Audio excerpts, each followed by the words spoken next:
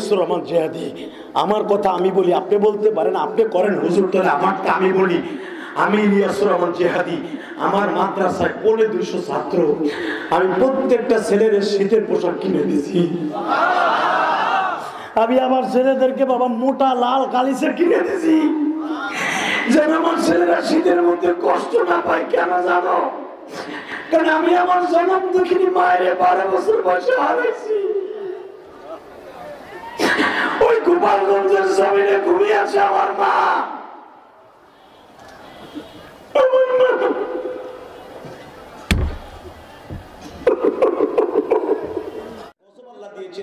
যে গজবে হাজার হাজার মানুষ, লক্ষ লক্ষ মানুষের পৃথিবী থেকে চলে গিয়েছিল।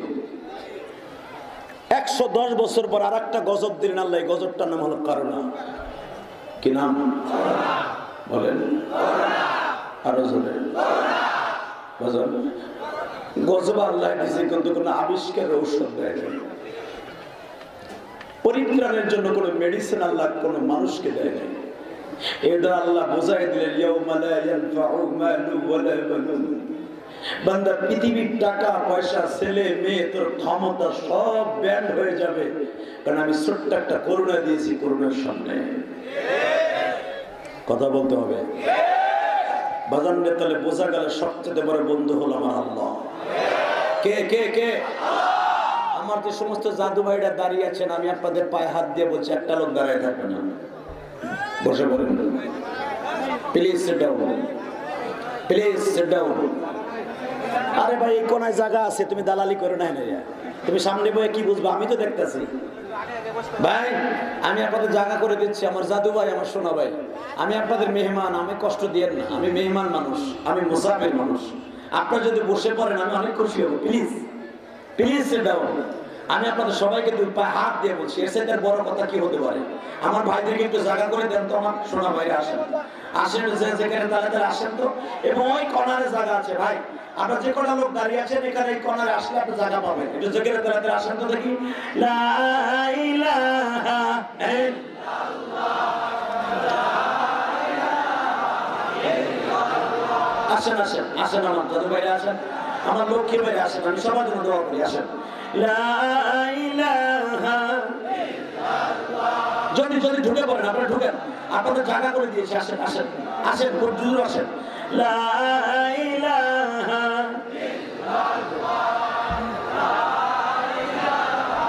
ইল্লাল্লাহ, দ্রুত বসে পড়েন, খুব দ্রুত। লা ইলাহা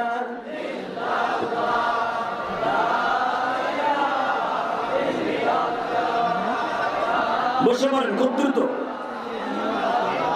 লা ইলাহা ইল্লাল্লাহু মুহাম্মাদুর রাসূলুল্লাহ। এই 5 মিনিট ওই যে কইলা ধরানোর জন্য এই টাইমেই খামোশ, একসাথে বলেন, এই জমিনের মালিক কে? আল্লাহ। এই আল্লাহ আছে না? এত বড় তাফসীরুল কোরআন মাহফিল, এই মাহফিলের জন্য কিছু করার দরকার আছে না নাই? আমি ওয়াজের শুরুতেই আমি আপনাদের কাছে একটু হাত পাতবো। ওয়াজের প্রারম্ভেই আপনাদের পকেটে যার তৌফিকে যা আছে, মাহফিলের কমিটির পক্ষ থেকে আপনাদের কাছে আমি গুনাহগার মা হারা সন্তান, আপনাদের কাছে হাত পাতবো। মনে করবেন আপনার জনম দুঃখিনী মায়ের নামে, বাবার নামে। এত বড় বিশাল কোরআনের আয়োজন, মহিলাদের জন্য 3টে প্যান্ডেল করা হয়েছে, লক্ষ লক্ষ টাকা খরচ। মনে করবেন মুক্ত হস্তে কোরআনকে জীবিত রাখার জন্য, কোরআনকে এই দুনিয়ায় প্রতিষ্ঠার জন্য, কোরআনের তাফসীরগুলিকে প্রতিষ্ঠার জন্য একটু মুক্ত হস্তে পকেটে হাত দেন। মনে করেন আমি আপনার সোনা ভাই, আমি আপনার কলিজার টুকরা ভাই। অতি তাড়াতাড়ি আমার ছাত্র ভাইরা আমার ভাইদের কাছে নিয়ে যান, একটু জিকির করি। এই ফাঁকে আপনারা দিয়ে দেন, পরবর্তীতে আপনাদের কোনো ঝামেলা নেই। মনে আপনার কাছে জানের যৌবনের দাম বেশি না ইমানের দাম বেশি? জানের দাম বেশি না ইমানের দাম বেশি? জীবনের দাম বেশি না ইমানের দাম বেশি? জীবন দিয়া ইমান ঠিক রাখবেন না জীবন ঠিক রাখবেন? বিনিময় হয়ে যাবে, জীবনও চলে যায়, ইমান ঠিক থাকবে। কথা ঠিক না ভাই? ও ভাইজান, সারা পৃথিবীতে এখন মেনুকরণ হচ্ছে, জরিপ হচ্ছে, একদল চলে যাচ্ছে বেঈমানদের পক্ষে, আর একদল চলে যাচ্ছে মুসলমানের পক্ষে। আমরা থাকবো কার দলে? মুসলমানের দলে। জোরে কথা আল্লাহু আকবার। মুসলমানের দাম বেশি না বেঈমানের দাম বেশি? প্রমাণ হয়ে যাবে আজকে ইনশাআল্লাহ। বলেন তো, জীবন দিব ঈমান দিব না। জীবন চলে যাবে ঈমান যাবে না। রাজি আছেন না নাই? রাজি আছেন না নাই? দেখে আল্লাহকে হাত উঠে দেখা তো, কে কে রাজি আছেন?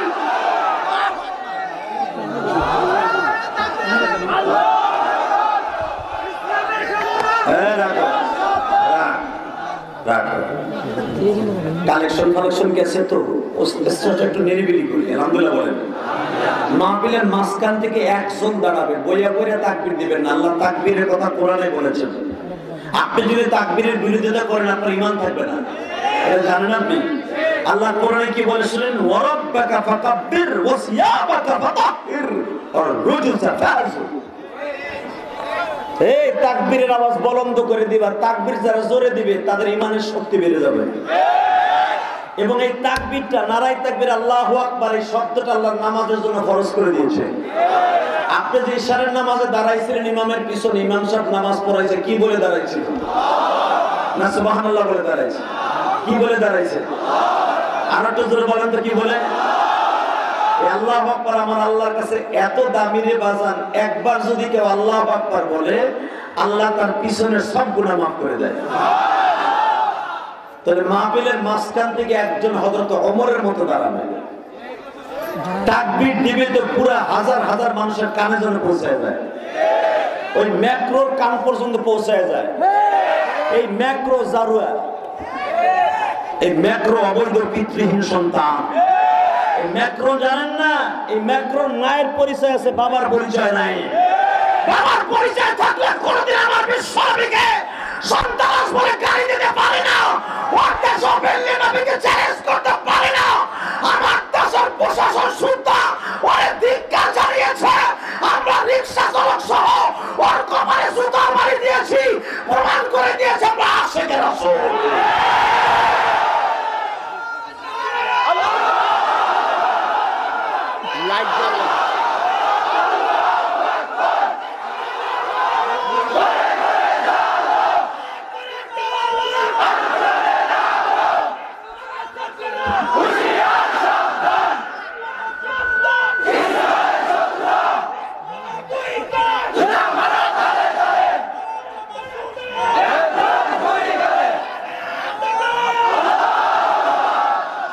একটা জাকি দিলাম আর কি। এখন ঈমানের দাম বেশি না জীবনের দাম বেশি? এদিকে তাকান। আমি আপনাদের সম্মুখে একটা সূরা তেলাওয়াত করেছি, আমি আবার পড়বো, আপনি আমার সাথে পড়বেন ইনশাআল্লাহ। ইনশাআল্লাহ। ওই ম্যাক্রো যদি জানতো আমার নবীর দাম কত, জীবনে আমার নবী কিভাবে অপমান করতো না। ঠিক না ঠিক? ভাইজান, যে যে দল করে কোনো আমার কষ্ট না, আমি কোনো দলের বিরুদ্ধে কথা বলবো না। কারণ পলিটিক্যাল দেশ, সবাই সব দল করতে পারে। গণতন্ত্র দেশ, সবাই করতে পারে। আমি কোনো পীরের বিরুদ্ধে, কোনো দলের বিরুদ্ধে, কোনো মাযহাবের বিরুদ্ধে কথা বলবো না। শুধু একটা কথা বলবো, আরে আমি গাড়ির উপরে দাও, পুরো বাইকে চলে হেলাই গেছে, আসতে দাও। ভাইজান, আমার দিকে তাকান। এমন একটা মানুষকে গালি দিলে সে যে দলেরই হোক, এটা মুসলমান মেনে নিতে পারে না। কথা ঠিক না বেঠিক?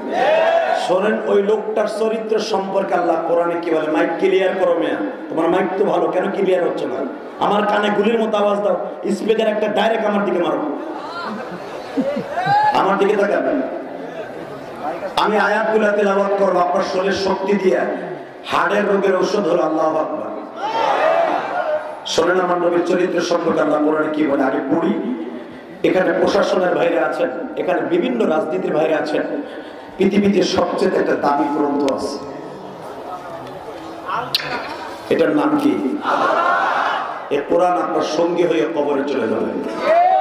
এই কোরআনকে যদি আপনি জিজ্ঞেস করেন আপনার বাড়ি কোথায়, আপনাকে জিজ্ঞেস করলে বলবেন আমার বাড়ি টাঙ্গাইল, মধুপুর, পিরোজপুর। আর কোরআনকে যদি জিজ্ঞেস করেন তোমার বাড়ি কোথায়, কোরআন কি বলে? কোরআনে জবাব দিবে, শোনেন। بل هو قرآن مجيد في لوح محفوظ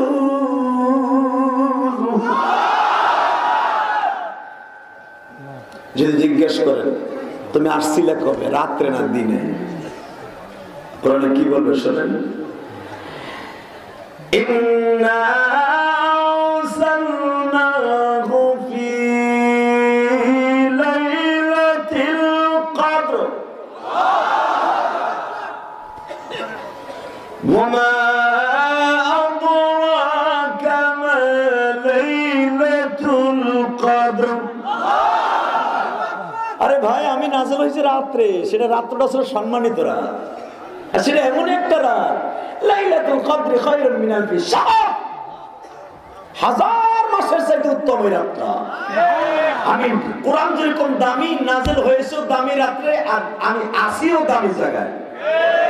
আমার বাড়িটা হল লাউহে মাহফুজ, জরকান মারহাবা। এবং ওইটা এমন একটা জায়গা যেখানে আমার রব্বে কারিমের এই ডাইন পায়ের বুদ্ধ আঙ্গুলটা পড়ে আছে। যদি জিজ্ঞেস করেন কোরআন তুমি কি জন্য আসছিলে, কোরআন বলবে হুদাল লিন্নাস ওয়া বাইনাতিন মিনাল হুদা। আমি ইহুদি নাসারার ভিতরে আর মুসলমানের ভিতরে পার্থক্য বোঝাবার জন্য আসছি। মুনাফিক আর ইমানদারের মধ্যে পার্থক্য বোঝাবার জন্য আসছি। কে জান্নাতি কে জাহান্নামী এটা আমি বোঝাবার জন্য দুনিয়া আসছি। কষ্ট হবে? কোরআনের কথা বললে কষ্ট পাবেন? কষ্ট পাইলে আপনার মতো হতভাগাই জমিনের কেউ নাই। বলেন তো আল্লাহু আকবার। আওয়াজান এই কোরআনের ভিতরে যার বাড়ি আল্লাহর পায়ের নিচে, যেই কোরআন পৃথিবীতে নাজিল হওয়ার হাজার হাজার বছর আগে আমার আল্লাহ ফেরেশতাদের সামনে এই আয়াতটা তেলাওয়াত করেছিল। যখন ফেরেশতা জিজ্ঞেস করছিল আল্লাহ পৃথিবী বানাবেন কেন, তখন আল্লাহ বলছিল একটা মানুষের কারণে। আপনার কষ্ট হয়ে গেছে? আরে হ্যাঁ, আমি ওয়াজ বেশি করবো না, 10 থেকে 15 মিনিট করবো।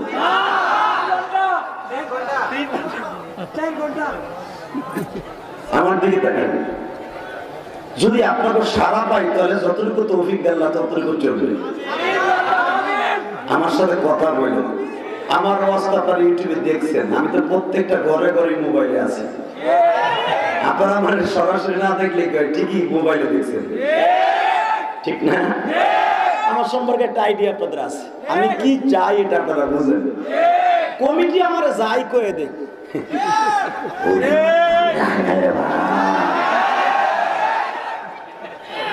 তবে আমি রাষ্ট্রদ্রোহী কোনো কথা বলবো না, কারণ আমি এই দেশের সন্তান। কথা ঠিক না ঠিক?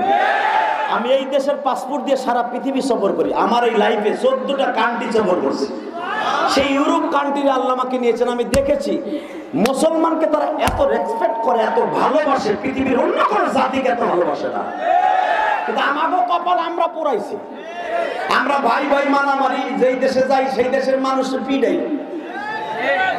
আর আমি লন্ডনে যাই দেখি 2 সিলেটটা মারামারি করতেছে।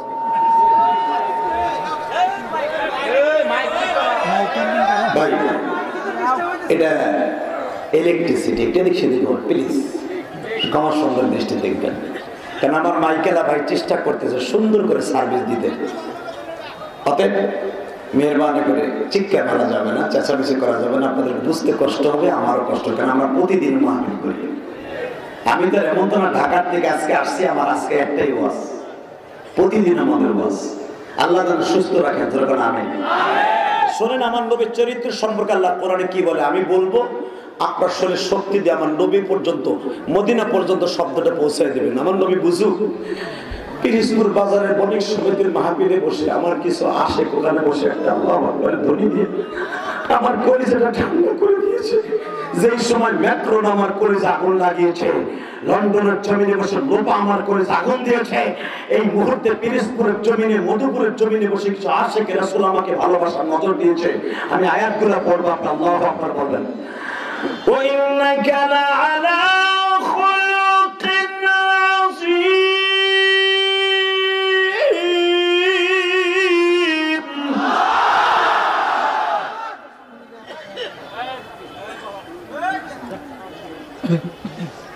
لقد كان لكم في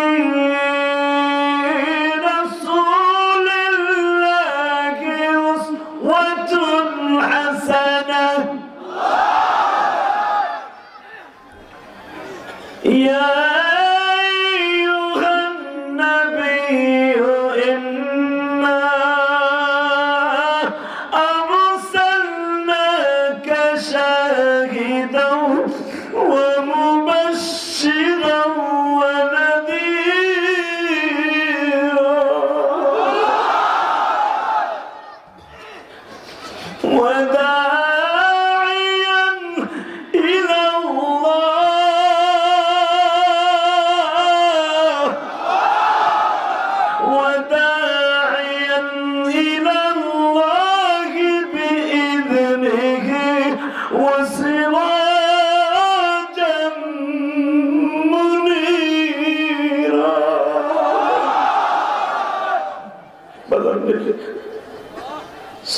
সৃষ্টিজীবের মধ্যে খুলকে আজিম, আল্লাহ কোন মানুষকে এই শব্দটা ইউজ করে নাই, অনলি ওয়ান, একজন মানুষের সামনে আল্লাহ ইউজ করেছে, সে হলো নবীর সামনে।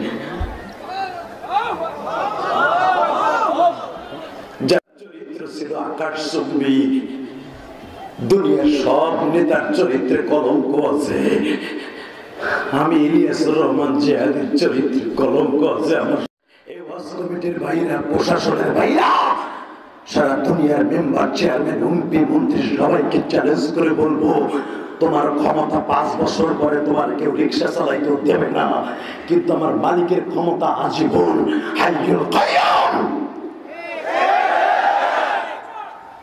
5 বছর আমি ইলিয়াসুর রহমান জিহাদি চেয়ারম্যান হলে আমার 5 বছর আমার টাইমে মানুষকে সালাম দিবে। চেয়ারম্যান সাহেব যায়, ভালো কাজ করলে সালাম দিবে, ভালো কাজ না করলে রাস্তার উপরে কুত্তার মতো পিটাবে।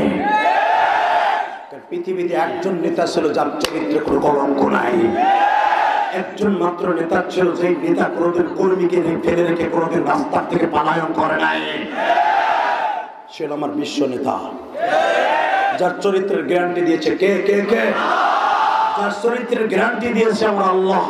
ওই নেতার চরিত্র নিয়ে কেউ কথা বলে, আওয়ামী লীগ করেন, বিএনপি করেন, জামাত করেন, এটা পলিটিক্যাল আপনি করতে পারেন, কিন্তু আমার নবীর চরিত্র নিয়ে কথা বললে ওর সাথে কোনো আপোষ নাই, ওর সাথে কোনো আপোষ নাই। এটার নাম হলো মুসলমানি। বলেন আমার নবীর চরিত্রে কোনো কলঙ্ক আছে? আরো জোরে বলতে হবে। শুধু যুবক ভাই, তোদের পাও দুটো ধরছি, জীবনে তোদের এই মাহফিলে আর আসবো কিনা জানি না, তবে আমার নবীর মতো সুন্দর মানুষ আর কোথাও পাবেন না বাবা। একজন মানুষের জন্য যদি তার কষ্টের কথা শুনে আপনার চোখে পানি আসে, ওই মানুষটা কোনোদিন জাহান্নামের আগুনে জ্বলবে না।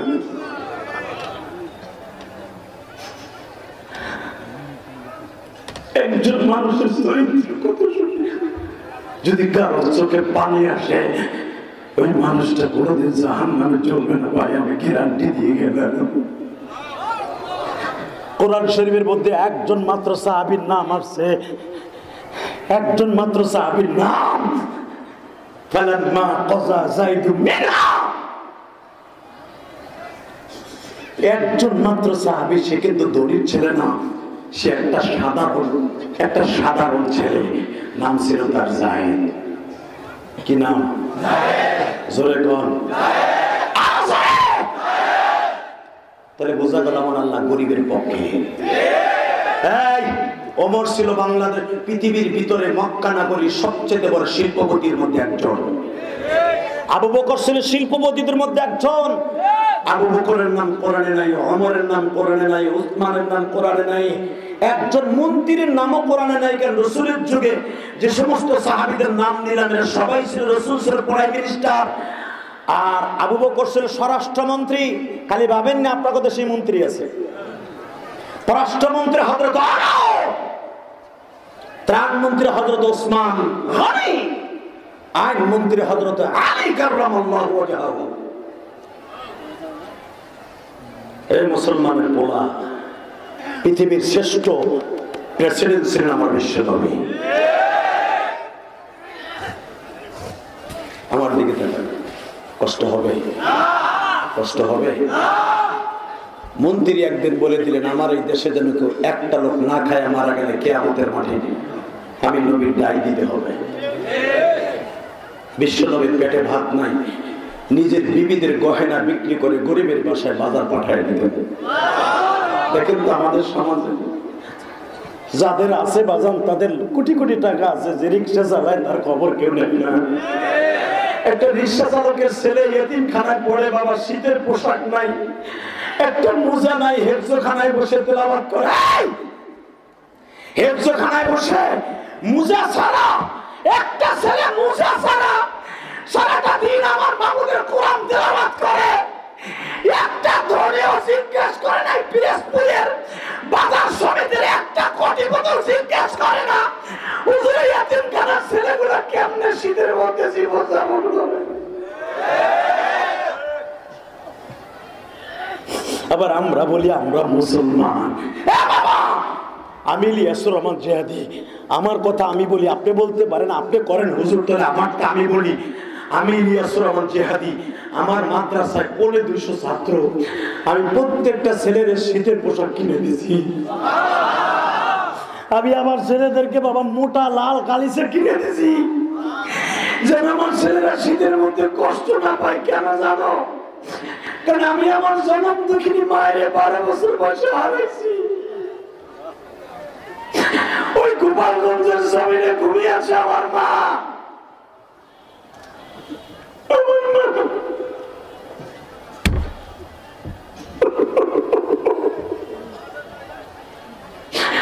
পৃথিবীতে একটা মাত্র দরদি আছে বাজার, কোনদিন তোমার কাছ থেকে কিছু চাওয়া পাওয়ার আশায় তোমার খেদমত করেনি। এই শীতের মৌসুমে তোমার মা একটার পর একটা খাতা পরিবর্তন করে দিয়েছে। জীবনের বিনিময়ে তোমার মা তোমার কাছে কিছু বেনিফিট চাই নাই, শুধু আমার মায়ের কবরের শান্তির জন্য আমি আমার ছাত্রদেরকে এত ফ্যাসিলিটি দিই। আবার গোপালগঞ্জে 2টা সিংহ পুরুষ জন্ম নিয়েছে, 3টা সিংহ পুরুষ আমার বৃহত্তম ফরিদপুরে। একজন হলো পলিটিক্যাল হিসাবে পদ্মা মেঘনা যতদিন রবে বহমান, কিছু কিছু মানুষের এবং সকলের বাংলাদেশের অন্তরে রয়ে যাবে বঙ্গবন্ধু শেখ মুজিবুর রহমান। এটা পলিটিক্যাল হিসাবে। আর একটা সন্তান আমার গোপালগঞ্জে জন্ম নিয়েছে, অলিকুল শিরোমণি মুজাহিদ আজম। আইয়ুব খানকে বলেছিল, আইয়ুব খান, তুই পাঠানের সন্তান আর আমি মুসলমানের সন্তান। আল্লামা শামসুল হক ফরিদপুরি, আর আমার ফরিদপুরে জন্ম নিয়েছে হাজী শরিয়াতুল্লাহ। ব্রিটিশদের সামনে কোনদিন মাথা নত করে নাই। আল্লামা শামসুল হক ফরিদপুরে কার সামনে মাথা নত করে নাই। শুধু মুসলমান হিসেবে একটা অবস্থায়, তুমি টাঙ্গাইল মির্জাপুরের সন্তান, মদিপুরের সন্তান, দীপ্তকান্ডা অবস্থাও মুসলমানগুলো বাতিলের সামনে মাথা নত করতে পারে না, পারে না, পারে না, পারে না।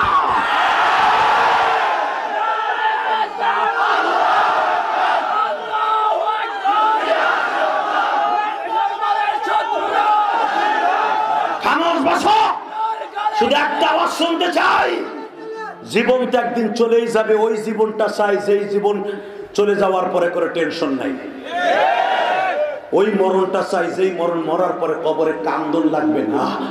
ওই মরণটা চাই না করোনা রোগে আক্রান্ত হয়ে মারা গেলে আমার জানাজা কেউ আইব নাই, মরণ চাই না।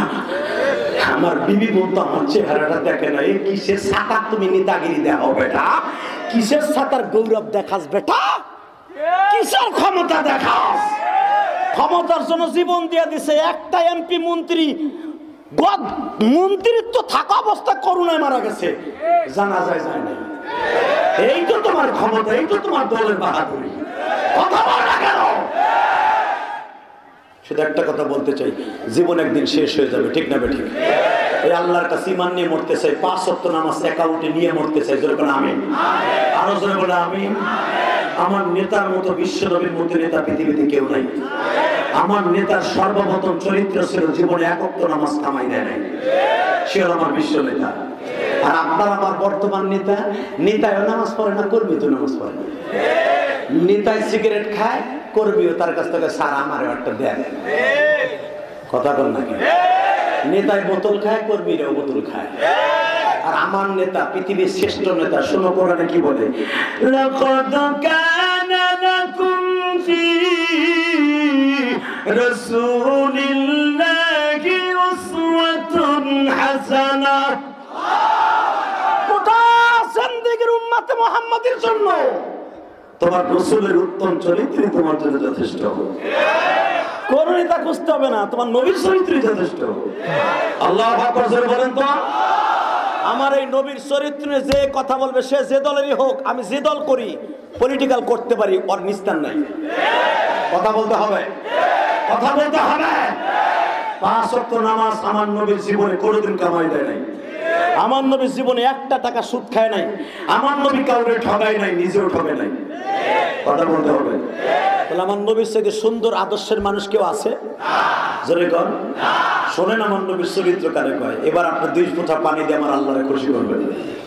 মা আয়েশা সিদ্দিকা বলেন, অবদান নেতা কারে কয় তাই দেখেন। নেতা কারে কয়? উহুদের মাঠে আমার নবী 2টি দাঁত ভেঙে আসলেন। আমার বিশ্ব নবী গোশত আর চাবাইয়া খেতে পারে না। বাজানরে গোশত আর চাবাইয়া খেতে কষ্ট হয়। বিশ্ব নবী গালটা ধরে বসে আছে। মা আয়েশা বলেন, আমার এতিম নবী একটা শব্দ জানতে চাই গো নবী।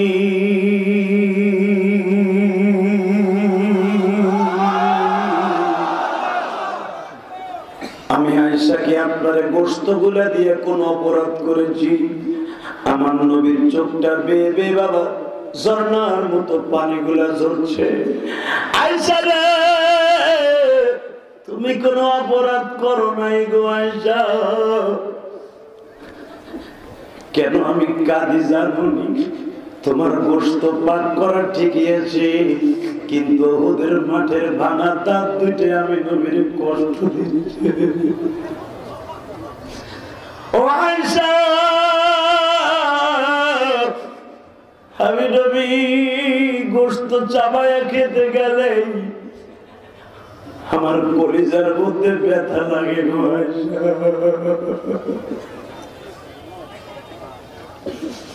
এই জন্য আমার কষ্ট হচ্ছে। আয়েশা তুমি কষ্ট নিও না। মা আয়েশা বলে ফেললেন, নবীজি তাহলে উহুদের মাঠে যারা আপনাকে মেরেছে তাদের বিরুদ্ধে কি একটা বরদোয়া হতে পারে না?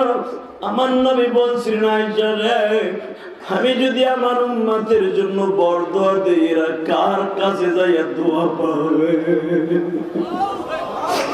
নেতা কারে কয় রে ভাই? আর আমাদের দেশে যদি একজন আর একজনকে কষ্ট দেয়, লোক ভাড়া করে তারে সাইজ করে। কথা বলুন না কেন? এ যুবক ভাইরা, বিশ্বনবী মার খেলেন মক্কা নগরীতে। হঠাৎ করে আমার আল্লাহ একটা সূরা নাযিল করলেন।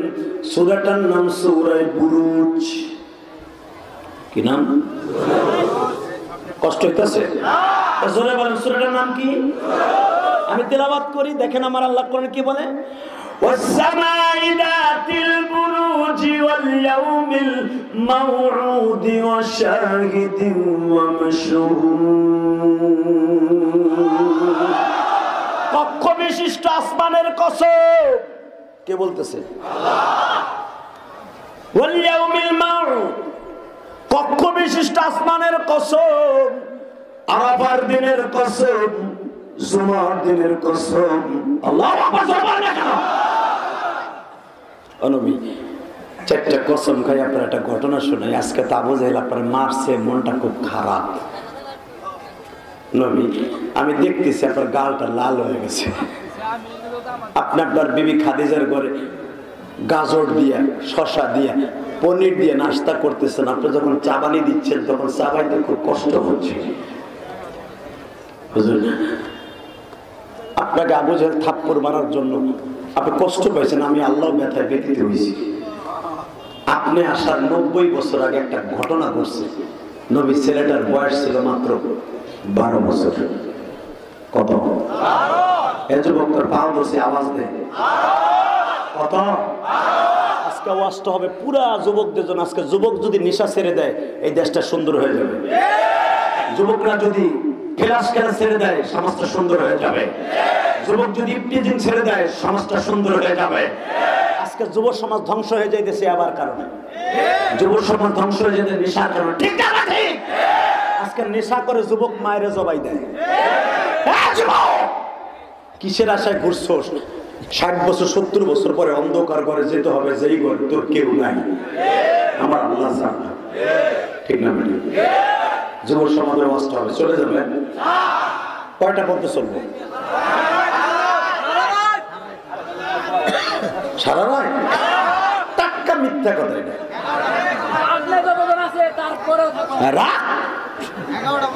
শুনেন, এই যে আপনারা কন্যা সারা রাত, সামনে যে কয়েছেন সারা রাত, পিছনেতে দেখবেন 5 মিনিট পর আস্তে আস্তে উঠবো। কথা কন না কেন?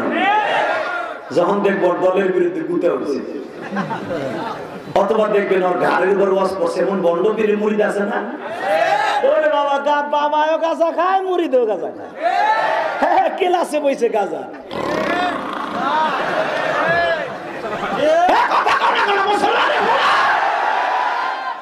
আছে না নাই? কব না, কব না, আরে না কব, আছে না বাংলাদেশে? লেডিস যায় বাসের সিধি, জন্ডিস যায় বাসের ছাদে। জেকের কিতরে বাবা গোমায়া রওজা পাক কিনারে বাবা তোমার কাছে আইলে বাবা দিল হয়ে যায় নুরানি বাবা। ক্যা ক্যা ক্যা ক্যা কথা কর না। এই দলের বিরুদ্ধে যখন ওয়াজ হবে দেখবেন আস্তে আস্তে ঢাকা দিবেন, কিন্তু আর আজকে উঠতে দিবেন না, লুঙ্গিটা টেনে ধরবো, ওজার যাবগা লুঙ্গি থাকবো বেড়া জোরে ধরে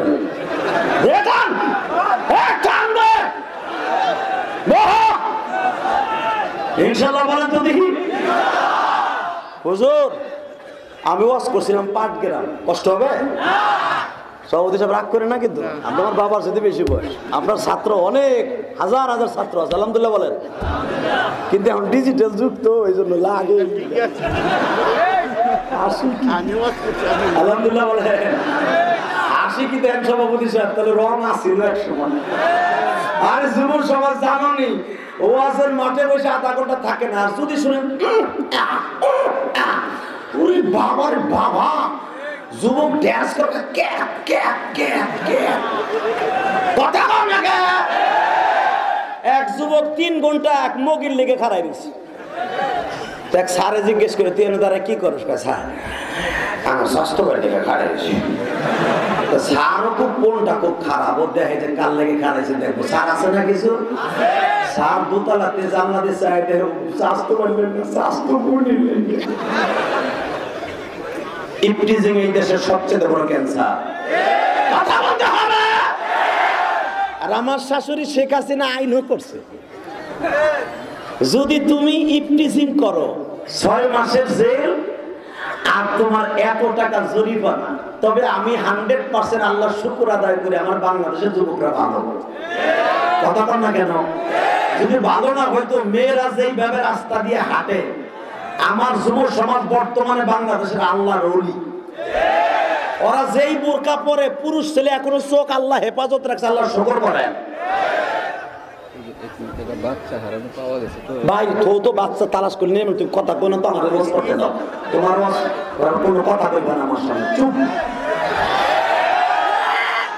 আমি থাকবো আর 15 মিনিটের ভিতরে আমি যদি তোমাকে কথা কই 10 মিনিট, আমি বেটা গতি মুখি। এখানে ওয়াজ কমিটিরা ওয়াজ দিয়েছে লাখ লাখ টাকা খরচ করে, সরতা না আইলে দাম আছে। আপনার আমার আসল জিনিস, এর ওয়াজ কত পাক কি দিয়ে ঘরে মেয়ে, এই ওয়াজের দাম আছে নি?